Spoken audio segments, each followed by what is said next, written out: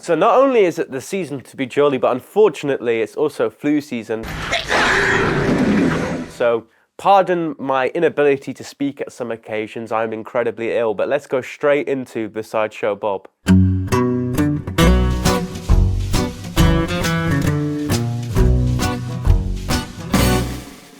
On today's show, we're going to be mostly focusing on party politics with both Advance. Any British citizen on the electoral roll is welcome to join Advance UK. And Reform. Did you racially abuse fellow pupils when you were at school? No, this is 49 years ago, by the way. We're also going to spice things up. Traditionally, our segments have always been on cross and corner stance, but now we're actually going to give you an exclusive on campus for Turning Point UK.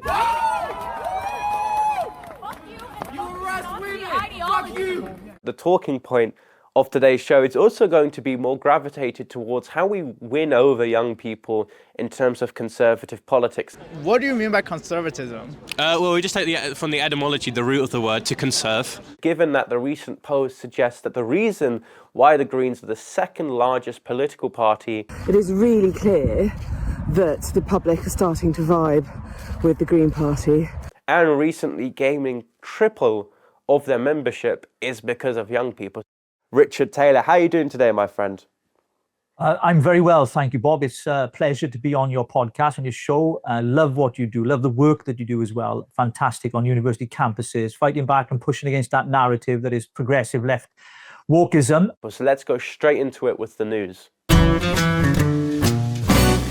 So going into this segment of the news is very party political. So the first story is on Advance UK, a very recently new established political party with the former deputy leader Ben Habib establishing the party in despite of Nigel Farage.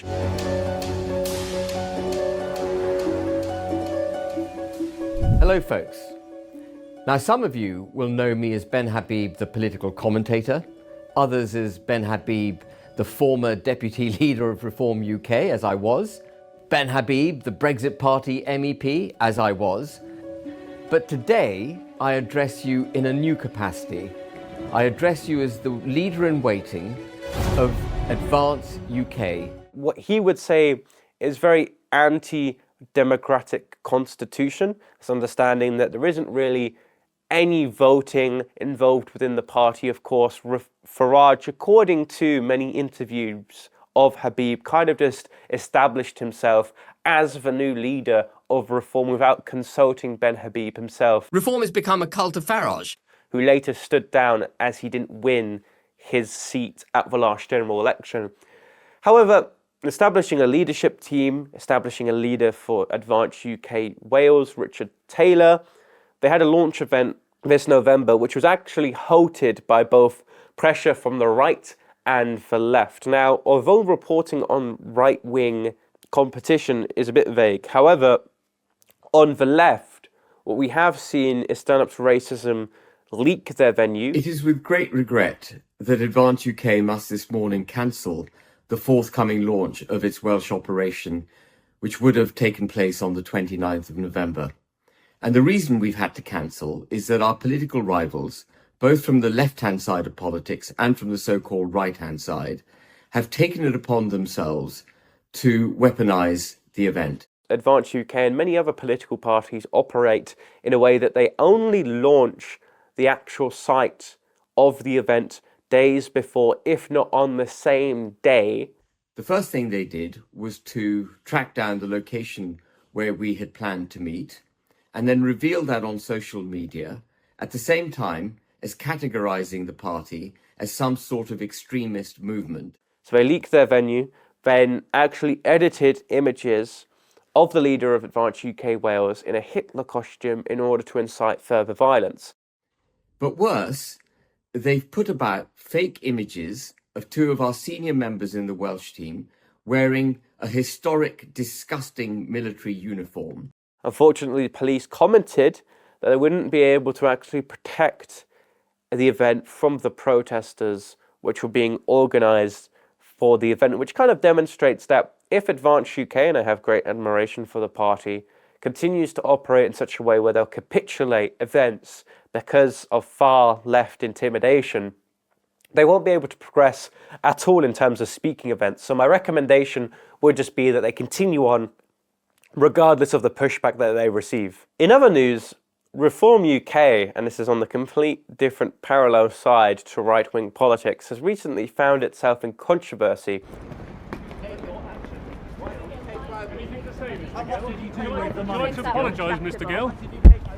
Nathan Gills, the former leader of Reform Wales. It's a big victory for Nathan Gill, our leader in Wales, an honest, decent, honourable man who's been loyal to me and the party at all times.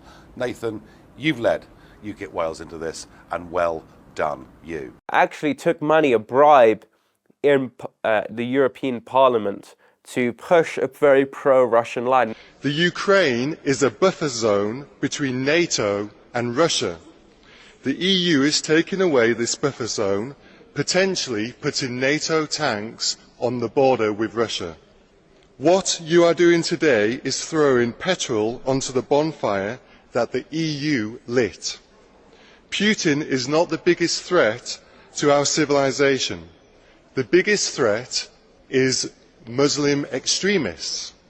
Now, of course, Farage has always been slightly towards more uncomfortably the Russian side of the Russian-Ukrainian conflict, always supporting Ukraine, however, always having this slight admiration for Putin as a figure. He actually went on famously in an interview a few years back saying that there are some admirable qualities within Vladimir Putin. I don't admire Putin. What I said was he'd outwitted and outclassed you all over Syria. Failing to consider the man has only really remained in power constantly through what many would consider loaded elections in his favour. So that happened, and this really pulls into question the legitimacy and moral compass of many of the elected members of Parliament. Lyndon Johnson is a politician. You know the ethics those guys have. It's like a notch underneath child molester.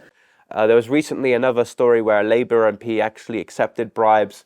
There have been numerous occasions on a small scale of, unfortunately, MPs, elected politicians, and even former members of the European Parliament accepting bribes to take and toe a certain political line. And what you commonly see as well is that, and this is what was commented by the judge, is that you don't need to be paid in order to push a position. What Farage has always been complimented on is always having unfavourable opinions, including Brexit.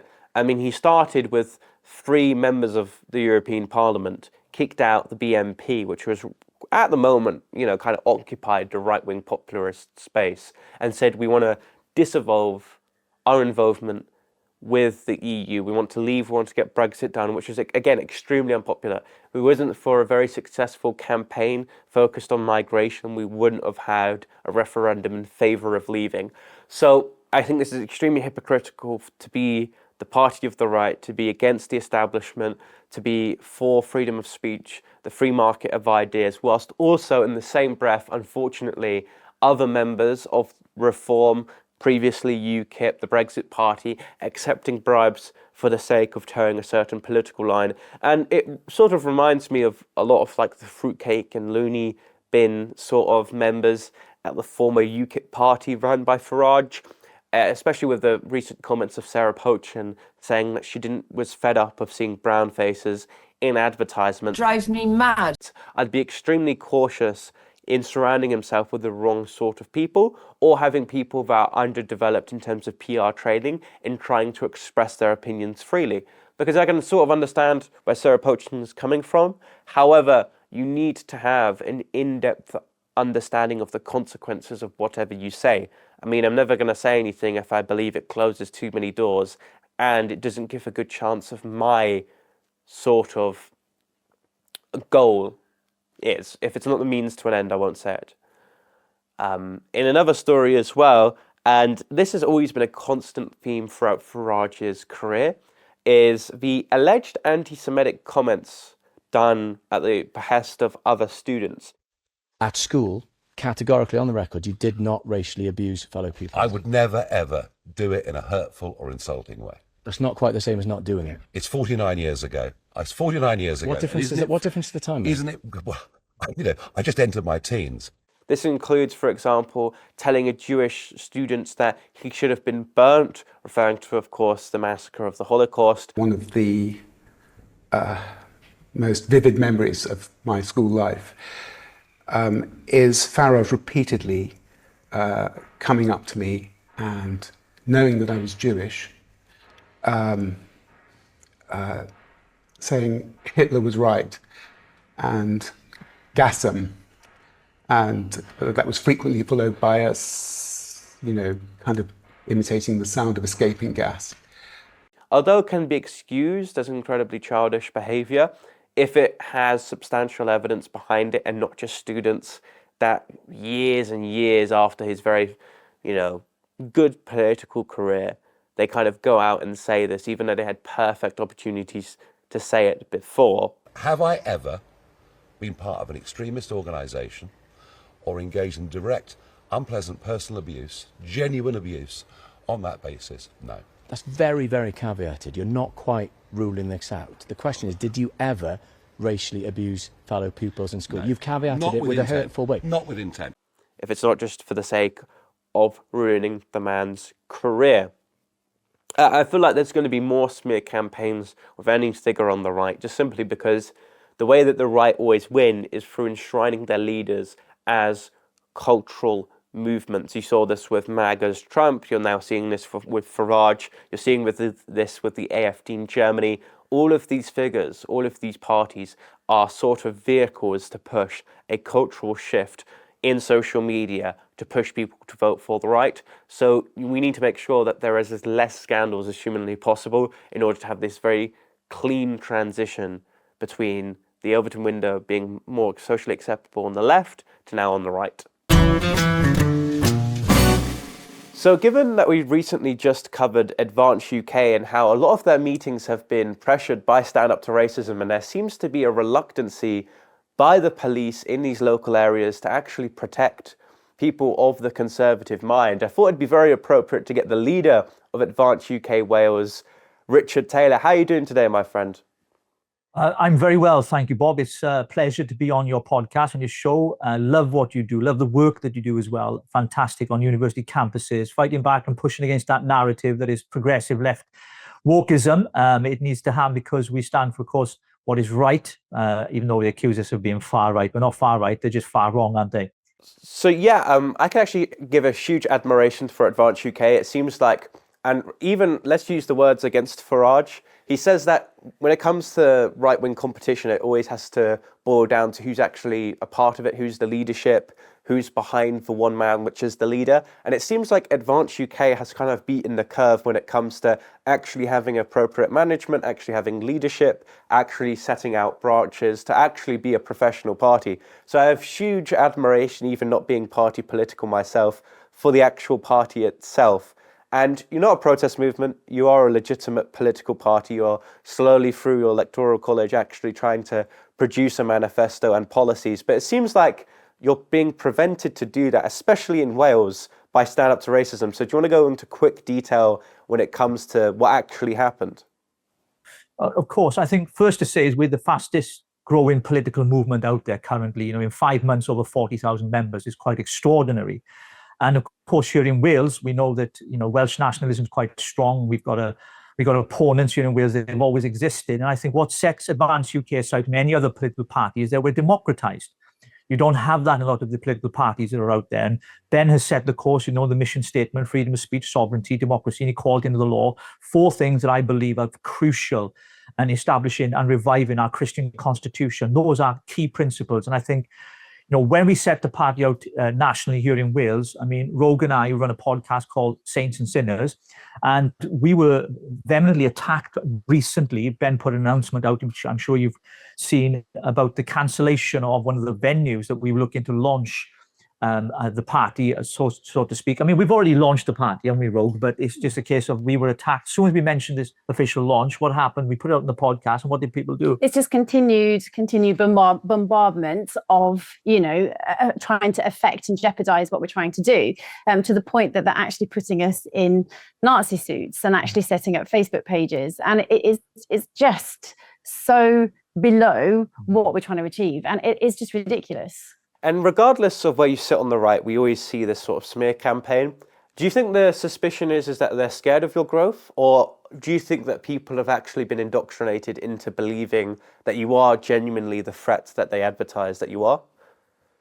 Can this be a bit of both? Because actually, I think there is like an indoctrination where people start to believe it because the narrative is being continually expressed. But then obviously there are the political parties who are seeing the exponential growth and are starting to feel worried by that, because especially at the moment, Farage is in Wales. And obviously, you know, we're trying to get our party, you know, sort of movement out there. And what's happening? We're just being attacked and attacked and attacked. And I think these attacks, Bob, are indicative really of the political landscape that we live in, because, you know, no one's entitled to anyone's vote. If you're on the right side of the debate or the argument, or the conservative side like we are, then there's room for everybody. You know, nobody's entitled to anyone's vote. People vote with their conscience, their convictions, their principles, to a party that aligns with them the most. And I think we are resonating with people across Wales. Advance UK is growing because people are realizing we have in Ben Habib a different kind of leader with different caliber, with different strengths. And one of the things that attracted us to Advance UK was his authenticity, his transparency. Yes, he's a very successful businessman. He's very highly academically intellectual. But given that, he's a very personable bloke. He's very likable. He's very warm. You know, he's not one of those who places himself egotistically above everybody else. And Advance UK Wales and Advance UK as a whole, we're more of a family than a political party. And it's exciting. And while we approach it with that attitude, our political opponents obviously see us as a credible threat. Can I just say one thing? And that is the more and more the left actually attack us, what I'm seeing is more solidarity between the right, and everybody's saying, actually, I'm not even, you know, sort of politically found. And what I am doing is actually wanting to now support Advance because I cannot cope or deal with actually how they are treating you. So they are showing who they really are. When somebody does something, you look at it, you see it, you observe it, and then you recognize who they truly are. And especially with Wales, there's always been a discussion surrounding the Senedd. A lot of people on the right think it's a bit of a waste of money, it's a bureaucracy. Others people see it as a way of expressing sovereignty for Wales. So what is the direction for Advance UK on how you would manage the Senedd? Well, I think the mission statements, obviously, every policy that we'll develop from the college is based around the mission statement. And I think one of those is nation state. And so what we've seen with devolution here in Wales has been a complete failure. 2 decades of Welsh Labour. And, you know, it became the Assembly, then the Welsh Parliament, or the Senedd, as it's known in Wales. But it's been a disaster. If you look at the NHS, if you look at our education, every tier of society, and when it comes to public services, they have failed. They have failed miserably. And more money, throwing more money at the problem is not the answer. And I think the Welsh government is another tier of politicians that we do not need, even though they're expanding the Senedd by a further 36 or 39 MSs here, from 60 to 96, you know, in this parliament. And I think it's indicative really of where Welsh politics is at, that it is not achieved or delivered for the people of Wales. Whether it be Plaid Cymru or Welsh Labour, they have consecutively failed the people of Wales. And so to have more politicians paid, to me, is just ridiculous. We need less politicians. We need to cut back things like the civil service, the blob, all those things need to be cut back. And most of these things, I remind you, Bob, were put in place by Tony Blair, who is the Antichrist himself incarnate, right? In the 90s, he was the one that created devolution because he wanted to be the president of Europe. And to do that, he had to break up Westminster. And so this is all part of a globalist, wider agenda at play that people need to realize, and we need to fight back against that. So Advance UK's policy, or certainly I would advocate, is that we would get rid of devolution because it's been a disaster for the people of Wales. And that's very much a new policy on the right. There are some smaller right-wing parties that do talk about devolution, but certainly Reform don't do it. And what I see with Reform is that they're trying to also tamper to a lot of the left-leaning parties like the Lib Dems, like Labour, and they're hoping to pick up those sort of votes. So what do you think you could kind of work with tactically with Reform when it comes to, you know, the Welsh elections, considering that you, although occupy the same sort of space in terms of trying to get votes, however, in terms of ideas, you're completely different? Yeah, well, I think, first of all, look, there's a lot of copy and pasting in politics when it comes to manifesto and promises and pledges, isn't there? Because we cross over. So on immigration, we stand slightly different to Farage. He promised mass deportations and he's reneged on it. A number of his policies that he's talked about previously that he's reneged on as well, and we may not have time to go into all of them. But I think what you have with Farage, he's a bit of a political chameleon. He'll change just to suit the narrative to get people to vote for him at that particular time. We're 4 years away, Bob, from the next big general election, which is our main focus and priority, and getting ready for that and getting the party structured in such a way that we will not only be a credible force, but we're in it to win it. Now, people might think we're crazy. Call us crazy, they may, but we are in this for the long haul. We're in to win the next general election for sure.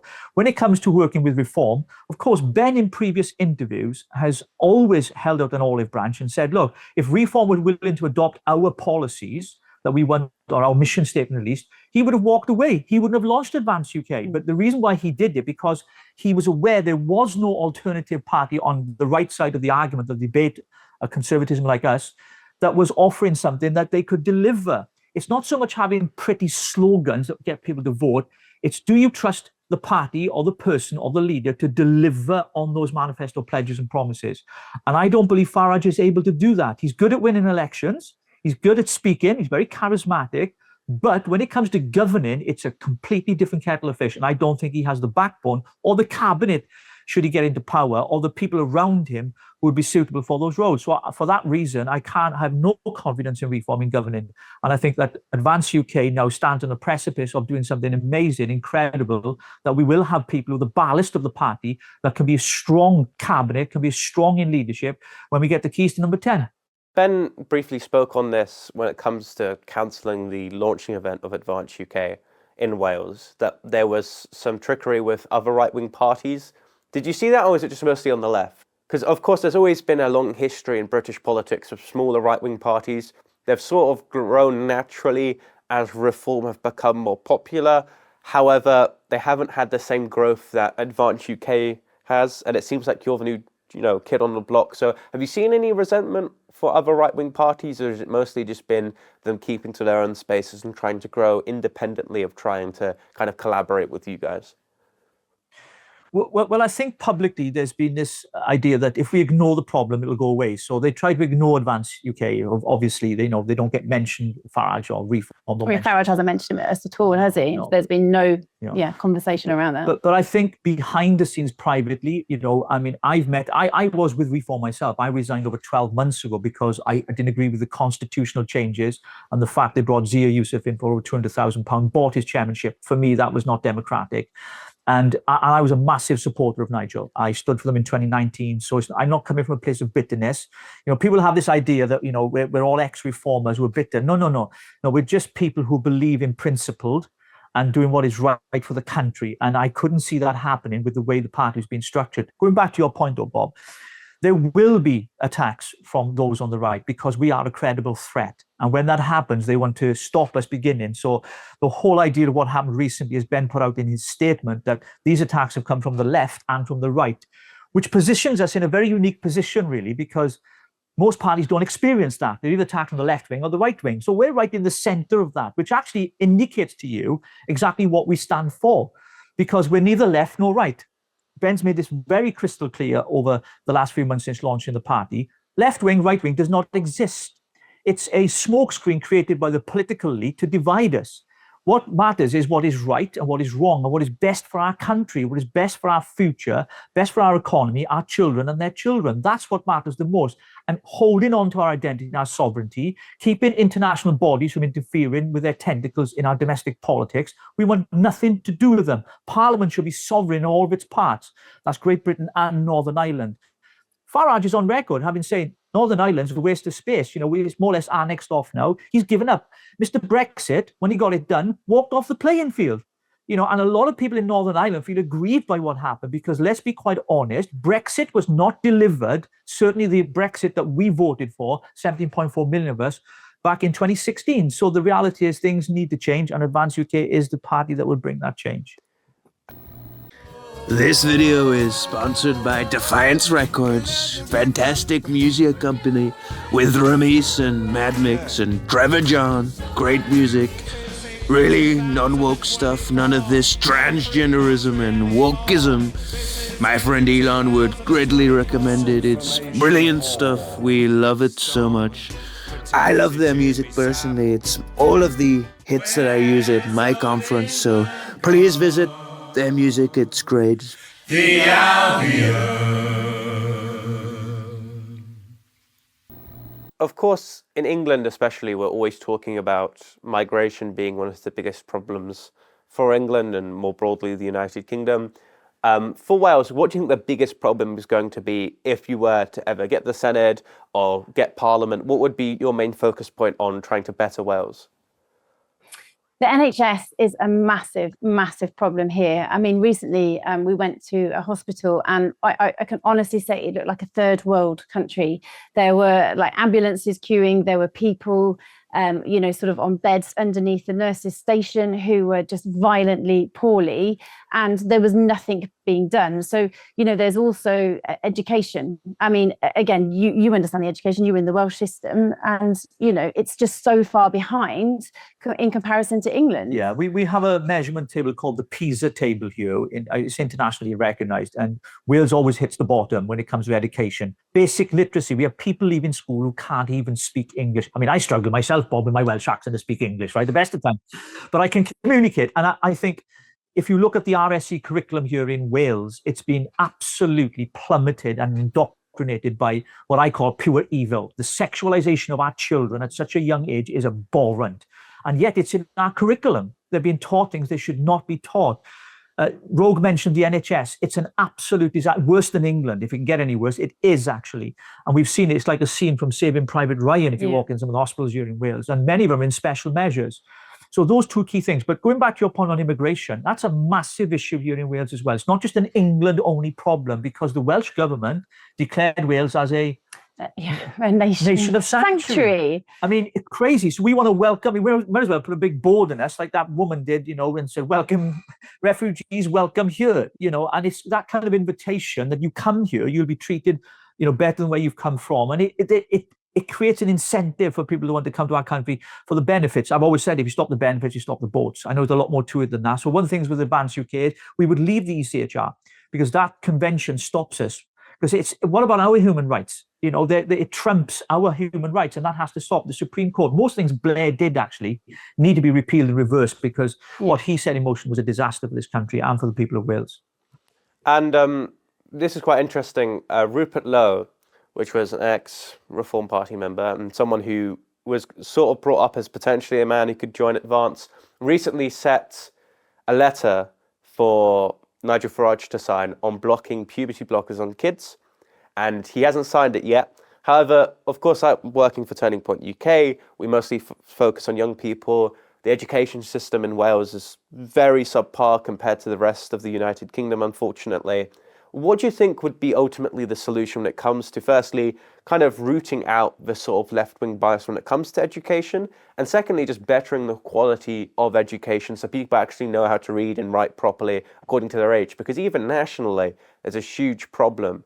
I mean, secondary school children are coming out of education with a primary school literacy set. So it seems like obviously a major problem, even nationally outside of Wales. I think, first of all, what Rupert's doing is amazing, by the way, right? I think there needs to be a cross-party consensus when it comes to these issues, that regardless of your rosette, there are certain things that should not be happening. And I believe that these child blocking puberty up to the age of 10 is child abuse. I'll call it what it is. It should not be happening, as I've mentioned the curriculum here in Wales. And I think when Rupert Lowe has come out with a number of, from his think tank, Restore Britain, come out with these ideas, they should be captured by the political, those of us on this side of the argument, and we should support them. I mean, I support mass deportation. I believe that, puberty blockers for children as young as 10 is completely wrong. It's abhorrent. And I think when it comes to fighting those on the left, as you like to categorize them, Bob, I'm careful about doing that because I don't believe in the right and the left, but for this purpose, I'll mention it. I think that those of us on the right side of the debate need to come together, work as cross-party, and develop these policies that we'll put to the British public, because lots of these things the British public don't get to vote on. It gets top down, so that's our policy, we're doing it, which is very a Faragean principle.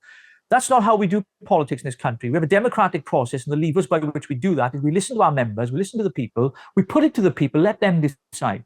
The last time the government did that, we got Brexit, and I think it shocked the political establishment. That's why they're fearing doing that again. But that's a democracy that I want to live in for me and my children in the future. And I think what Rupert's doing is amazing, isn't it, bro? Absolutely incredible, yeah. I mean, I have a granddaughter, you know, and my children, I just couldn't imagine that being made legal and then being put in a position that if, you know, when we're young, we don't actually always know. We can have a fad or an idea. Like I had a haircut that was like utterly ridiculous back when I was 10, you know, and then now I wouldn't even dream of having it. But we have these ideologies in our you know, minds as we're growing up, you know, what would be good. But to have these puberty blockers is just unbelievable. Yeah. So and I know Turning Point do a great work campaign on site, you know, when it comes to education. I mean, you know, and that's an integral part. Our universities are the breeding ground of leftards. I mean, they really are. They've changed. They've become so woke, so in a snowflake. Cancel culture exists there, Bob, as you've experienced, you know, some of the stuff that you've been doing on campuses, which is fantastic. And I think it's important that people like us, you know, who believe in our country, believe in our culture, believe in our faith that established this country, that we take that message to the masses. So rather than just shout at them and go to protest, we need to engage with them. We need to debate with them. But unfortunately, as we've seen this cancellation, lots of these people don't want to debate. They just want to shut us down. But we'll keep speaking, we'll keep standing and keep talking. That's the main thing, isn't it? And just lastly, because of course this is an expressly Christian YouTube channel, what is Advanced UK going to do when it comes to Christianity? I mean, there are smaller right-wing parties that do more speak about Christianity being their sort of forward policy platform. And I know there are a lot of like Christians in the party. So what are the expressly Christian policies or like sort of a momentum that you'd like to push? Obviously, it's based on the Christian constitution, and it's just about holding that framework and actually the people within this country to be able to step forward in that and actually feel comfortable to be a Christian and declare that you're a Christian and to continue where we were based on our foundation, isn't it? I mean, it's just so important for us all to be able to hold on to that. And not be indoctrinated or feel that we can't speak up because of other ideologies. Yeah, I think going back what Ro said there, I think the idea that we're facing existential threat right now is from Islamification. And that's become a massive, massive issue. Now, it doesn't mean that we hate Muslims. We don't. But the doctrine and the religion of Islam is very clear in its intent, on its caliphate, on its jihad, and whether you're a moderate Muslim or an extreme Muslim, the Quran teaches a certain doctrine that's not compatible with British or Christian culture, which is is our identity. And once you lose your identity, you lose your voice, you lose everything. And I think there is a real sense with Ben at the helm of this, that he wants to restore Christianity to the nation. In that dispatch box in front of the Prime Minister is the Bible.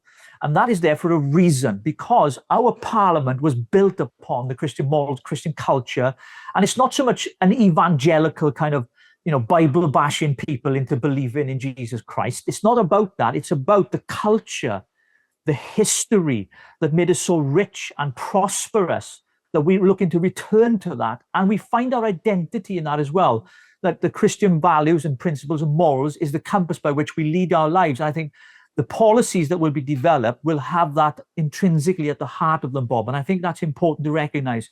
It doesn't mean to say we don't appreciate and tolerate other people and other religions. Of course not. But we want to say to people that this country is a Christian country. Well, thank you so much for having yourselves on. Is there anything else you want to say about Advance just before we end the interview? Join the party. Get to, you know, look us up online. If you're in Wales in particular, we'd love to hear from you. You can check us out, all the W's, advance.org.uk. We are the fastest growing political party out there. We're unlike any other party, and we'd love to have you on board. This segment of Bobbing Around has always been talking about protesting. However, it seems like I've got myself in rich with the establishment, because two of the segments here today on Bobbing Around will be focusing on Fox News and Talk TV. However, let's go back towards what was the actual catalyst of this week's events, and that would be, very fortunately, being invited by the president of the LSE Conservatives, James, to do a Turning Point UK stand on whether the West, in my eyes, needs conservatism. You arrest women! Fuck you! So, lady, they shouldn't be allowed. You're on camera. That's my property, my friend. I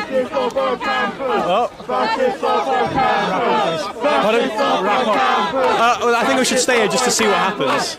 We had about an hour before there was an organised demo against us, which was extremely unfortunate, however, extremely hilarious, where they interrupted our events, started wearing kafirs and holding up Palestinian flags, shouting at us, being quite obnoxious. Well, listen, I'm not going to fall into intimidation.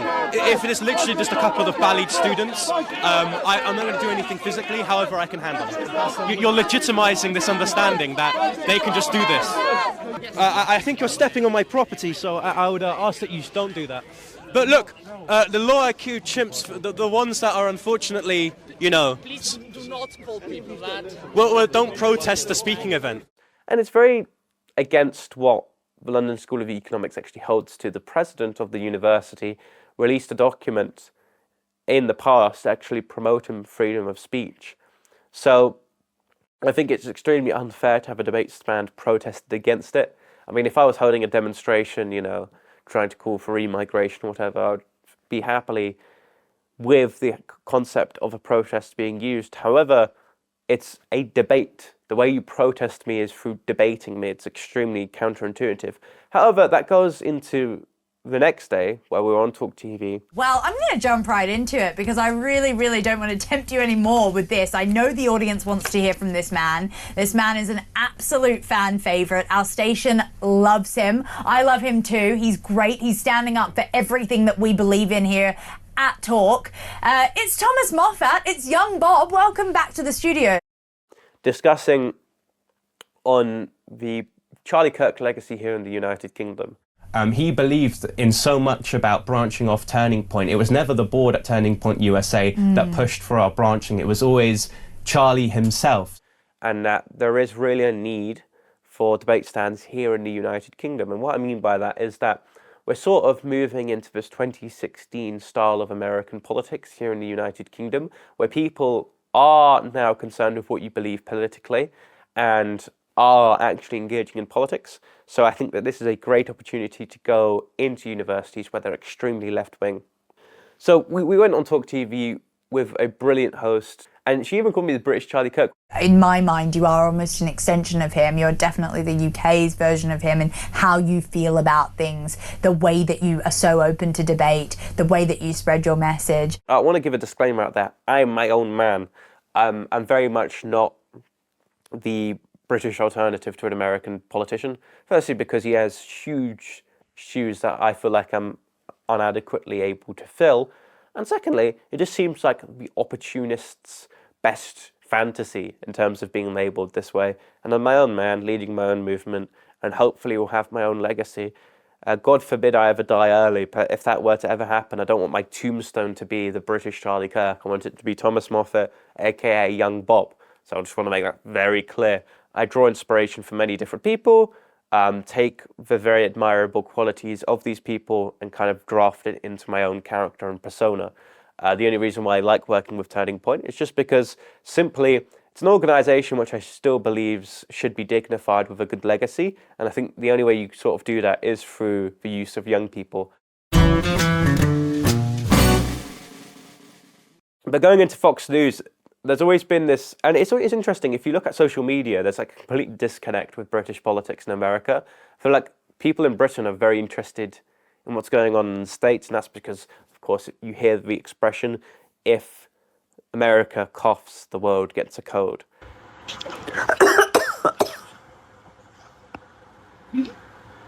So we're always concerned about what our biggest ally is doing. However, America just has this very simple 2D understanding that, oh, you just get arrested for what you say on social media. So when Fox News wanted to do an interview with me, I was extremely happy to do so. Throughout the duration of reporting for Turning Point UK and doing stands on abortion, transgenderism, migration, we've had bottles of urine chucked at us, glue chucked at us, cans of beans chucked in my face. And it's a sort of humiliation ritual because they don't believe that any of our positions hold any water.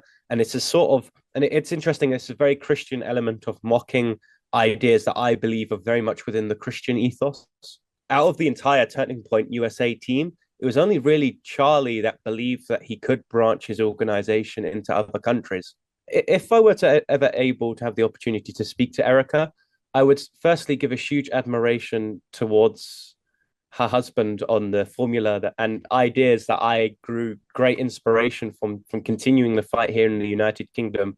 And just that I have this shared sort of understanding that the momentum that he set off with his unfortunate death is this Christian understanding of having the best possible outcome from the most amount of evil in this world. So, as I mentioned before, we were very much graciously allowed on campus for London School of Economics, and we discussed on why the West needs conservatism. Now, that sort of phrasing is always going to be very much responded by in a negative way by young people. Let me just show you an exclusive clip here on the show of The Stand. All right, how you doing, my friend? You doing well? I do respect your right. People say you're stupid. I don't think you're stupid. So instead of proving you wrong, I hope you can teach me the right thing you believe. Thank you. So that's why I'm here, because I'm from a totally different background. Yeah. What do you mean by conservatism? Well, we just take from the etymology, the root of the word, to conserve. I think largely we need to conserve our wealth, conserve our culture, and conserve our socially conservative values, especially amongst young people.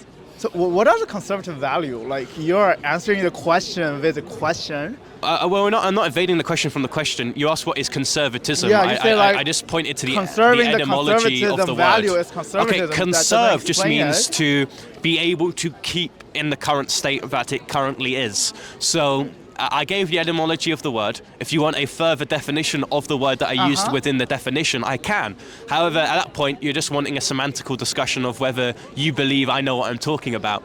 But yeah, I think that we should revert back to especially how our ancestors appreciated this land, how they went about their finances, and how they went about their family life, how they went about having a job, having a family unit. I think all of these things go towards bettering your mental and physical health. So, all this ideology or the tradition you mentioned, when do they come to place? What exactly are they, and when do they come to place? Where does it come to place? And what exactly are they? If you want to make it as big a picture as possible, obviously every society there's always going to be evolution and progression within the cultural framework, for sure.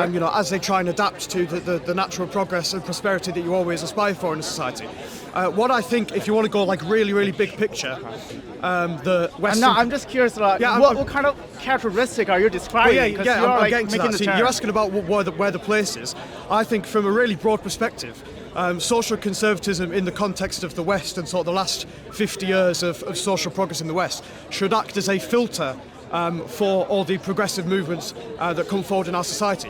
What I think is not productive is pushing progress for the sake of progress, because I think that ultimately leads to social cultural revolutions that are not beneficial for Western civilization and that lead towards lots of cultural and social degeneracy that we talk about.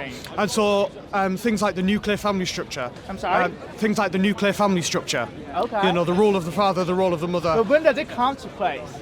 It's not throughout the history. That's a fundamental aspect of Western culture. Or the radical idea that and we want to conserve that. It was progressive. Sorry? I mean, the ideology you mentioned was once progressive and radical left. I don't think having children is a progressive. No, been a progressive the children idea. was not nuclear family. You said nuclear family, right? Yeah. But that only happened for a so short period of human development. Where does the idea of monogamy come from? I'm sorry? Where does the idea of monogamy come from? The understanding of a... I'm sorry, just go back to the nuclear family. We haven't that's what right? monogamy means. It means one... I'm sorry, so when do you think it happens? When do you think the family actually owns their children? I'm giving you an answer. When do you think there's Before you get to the theatrics, my friend, I'm going to give you an answer. So monogamy, this understanding of one husband and one wife, it comes from this understanding of a typology, a reflection. Well, if that's the case, why do we have sexual dimorphism? Relax. No. Just you need to stop being so ambitious with trying to interrupt everyone when someone gives an answer. We're trying to make the point one by one. I'm making my I am. soft and slow, right? Yeah. So, like, can we just start with monogamy right now? Yeah, having the understanding of one. Perfect. So, how do you explain sexual dimorphism with the long-lasting, like, throughout human history, monogamy? Yeah, giving examples within history of particular tribes of people performing. Not tribes of people. It's like if males do not have to fight for women, why we are like stronger or like taller? That's sexual dimorphism. Yeah. That's throughout the biology. Like the males had to fight for that. So like monogamy was progressive, far left. No, it was. not. No, it wasn't. No, it right? wasn't. It was actually developed by the understanding predominantly. Yeah, developed. Can and you? That's Can not you? the conservatism you Okay. Do you want to count how many times you've interrupted me on the course of me trying to give a rebuttal? No. The whole point is I tried to Yeah, ask you for the definition of conservatism. You've given your point on several different occasions. The question is where have they come from? Conservatism for No, me. you've asked me where have this understanding of the family unit has come from. And firstly, it's difficult to hear you, and secondly, it's difficult to respond to you if you interrupt me. So let me just bring the microphone closer. Keep going. Yeah, you might want to bring it closer. Yeah. Do you mind bringing it forward? Do you mind bringing it? Yeah, thank you. For sure. This one do? Yeah. So the understanding is that where did Glenn go? Oh, all right, he's there. This understanding of a one partner, so one wife and one husband. It was found within the Christian tradition. That you must be, in the same way that Christ is a bride to his kingdom, his church, you must be a bride to one partner and one partner alone. It comes from a very Christian perspective and theological understanding of being like Christ. So can I respond right now? Go on. So like, do you think Christian was kind of progressive compared to the world status back then? When we go back to the 1st century? Like No, when it the just Roman Empire, when the Celtic tribes, is Christian more progressive, more radical than the conservatism, which goes back to So the progressive. God, like So progressivism is an interesting. So the current progressives of the left take this Marxist understanding that the future is always going to be better, and that we must progress in every single way at any possible opportunity, because that always renders a better result. However, I do agree at some point, from at the time of pagan societies where we're eating babies, that's always going to be a worse state, and we have to progress out of that.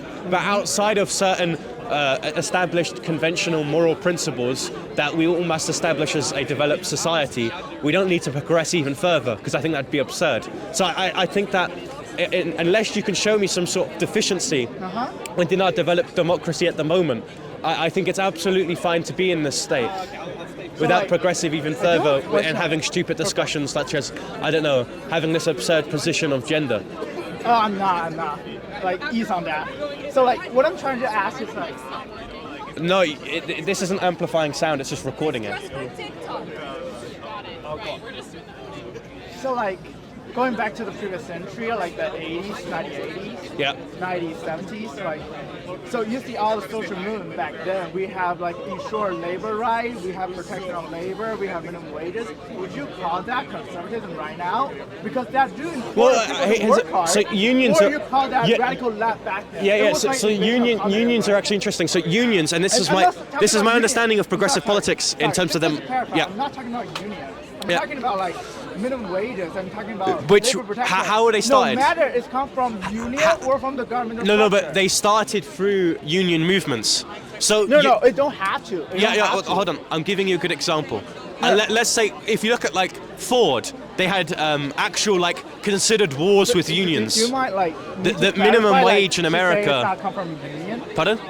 Do you mind me to clarify? Doesn't have to be, but traditionally, if you especially look at America, a lot of the rights were afforded by the mobilization of the workers. Wait. So before you again interrupt me, I think you have terrible debate etiquette. Like, I'm trying to say it's not from the union. I have given you opportunity to speak. You can't you can't dictate to me how I should respond. Oh, for sure I'm not. Okay. I'm just trying to clarify that. Next time you interject with what I'm about to say, can you not modify the way that I should respond? Because it demonstrates that you're trying to get a certain response from me. It's like you are making a claim. Yes. Which I'm trying to argue, but you don't get the. Yeah, but I can't give my claim out fully with a fully developed understanding. For sure. Please. Okay.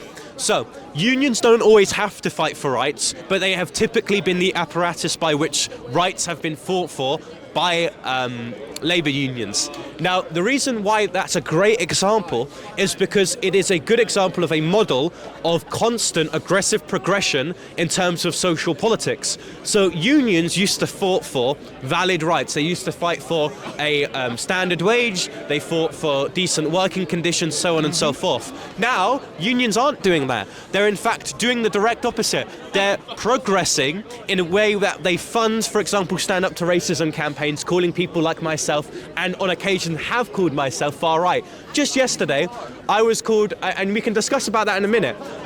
Just yesterday, I was called a fascist by a head of a workers' union. Now, what does the position of a union have to do, besides from fighting in the interest of the workers, and not the fact that supposedly a 17-year-old is somehow a developed fascist? Well, for sure, I feel sorry for your experience.